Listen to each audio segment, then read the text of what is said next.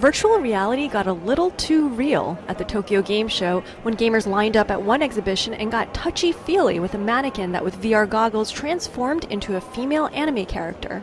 The game uses VR technology and a program called Emote to convert 2D illustration into 3D animation, allowing users to feel as if they're actually touching the characters in the game. Sensors built into the mannequin detects touch, and the in-game avatar reacts, helping players get a more realistic feel of the female body-shaped mannequin, which they can touch, pet, and fondle. Visitors at the booth were amazed with the latest technology.